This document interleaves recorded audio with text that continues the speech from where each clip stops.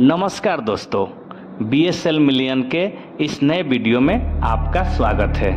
तो दोस्तों, आज हम बात करेंगे इस दशहरा में माँ दुर्गा के पूजा के बारे में। तो दोस्तों, आश्विन मास की शुक्ल पक्ष की पहली तिथि से ही नवरात्रि का त्यौहार शुरू हो जाता है, जिसमें 9 दिनों तक माँ दुर्गा के 9 दिव्य स्वरूपों की उपासना की जाती है। दोस्तों, नवरात्रि में माँ दुर्गा की पूजा का फल तभी मिलता है जब हम सही विधि विधान से पूजा करें। तो आइए जानते हैं कि सही विधि विधान क्या है।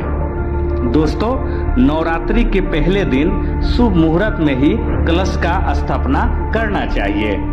सबसे पहले कलश स्थापना के लिए एक मिट्टी के बर्तन में मिट्टी रखें और उसमें जौ बोएं तथा पूजा के स्थान को गंगा जल से छिड़काव करके उस जगह को अच्छे से सफाई कर लें। ध्यान रहे कि पूजा का स्थान हमेशा घर के ईशान कोण में ही होना चाहिए। गंगा जल से पूजा की चौकी को अच्छी तरह से धो करके उस पर लाल कपड़ा बिछाना चाहिए तथा उस पर माँ दुर्गा की तस्वीर को स्थापित करना चाहिए।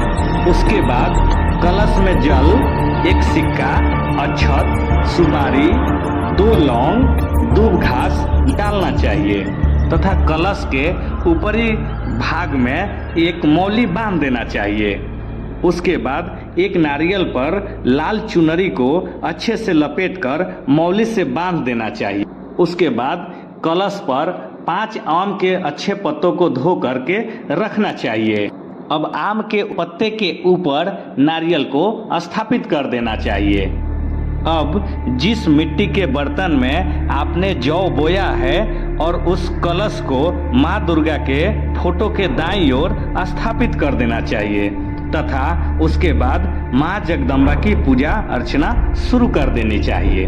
तो दोस्तों, अभी हमने जाना कि पूजा की सही विधि क्या है। तो अब हम जानते हैं कि इस पूजा में क्या नहीं करना चाहिए।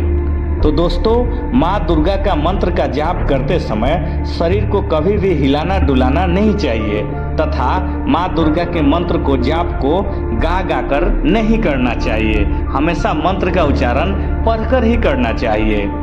इस नवरात्र में मन को हमेशा पवित्र बनाकर रखना चाहिए तथा अपनी माँ से प्रतिदिन आशीर्वाद प्राप्त करना चाहिए, पढ़कर ही करना चाहिए। इस नवरात्र में मन को हमेशा पवित्र बनाकर रखना चाहिए तथा अपनी माँ से प्रतिदिन आशीर्वाद प्राप्त करना चाहिए। किसी भी छल कपट और झूठ शब्द का प्रयोग इस नवरात्र के दिनों में नहीं करना चाहिए तथा ब्रह्मचर्य का पालन हमेशा करना चाहिए। दोस्तों, हमेशा साफ सुथरे कपड़े पहनने चाहिए तथा गलत लोगों की संगत हमेशा कभी नहीं करना चाहिए। हम अगले वीडियो में जानेंगे कि माँ के अलग अलग स्वरूपों की पूजा कैसे करनी चाहिए। आशा करता हूँ ये वीडियो आपको अच्छी लगी होगी।